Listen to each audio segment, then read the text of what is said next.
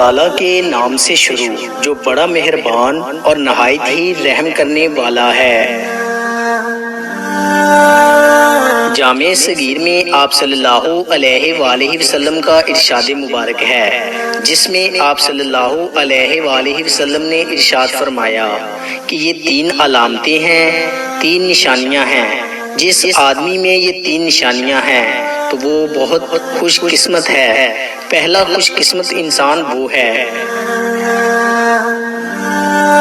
جس کی زبان اس کے قابو میں ہو، یعنی وہ کوئی بات کرنے سے پہلے اس بات کو سوچے اور اس بات کو تولے کہ کیا میں اس بات کو صحیح کر رہا ہوں، کس انداز سے کر رہا ہوں، میرا بات کرنے کا انداز درست ہے یا نہیں۔ اور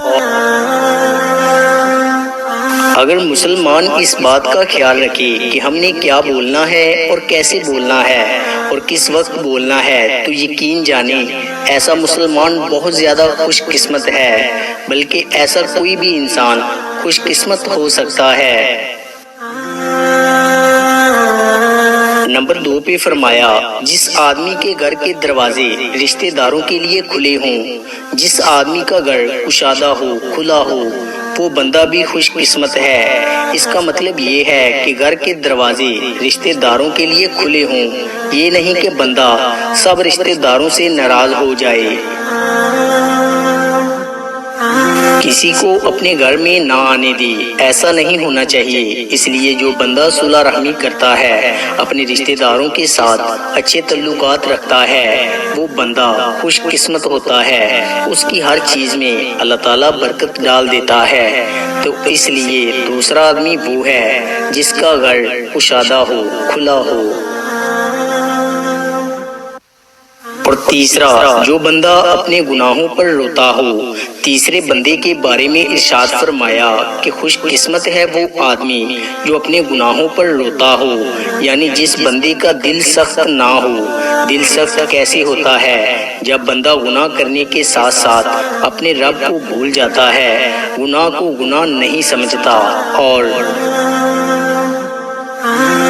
گناہ کر کے بھی یہ سمجھتا ہے کہ میں نے کوئی غلط کام نہیں کیا، تو ایسے بندے کا دل سخت ہو جاتا ہے اور پھر اسے اپنے گناہوں پر رونا نہیں آتا۔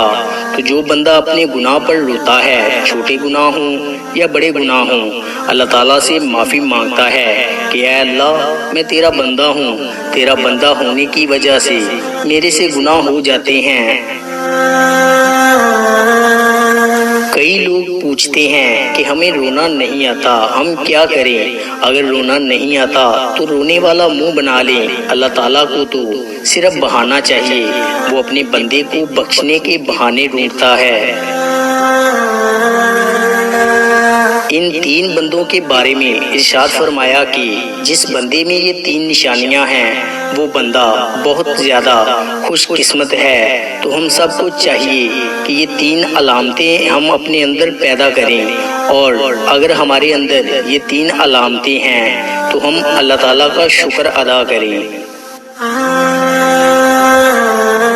دوستو، امید کرتا ہوں کہ آپ کو ہماری ویڈیو اچھی لگی ہوگی۔ اگر آپ کو ہماری ویڈیو اچھی لگی ہے تو لائک کیجئے، اور مزید اچھی ویڈیوز کے لیے ہمارے چینل کو سبسکرائب اور فیس بک پیج کو لائک کریں۔ شکریہ۔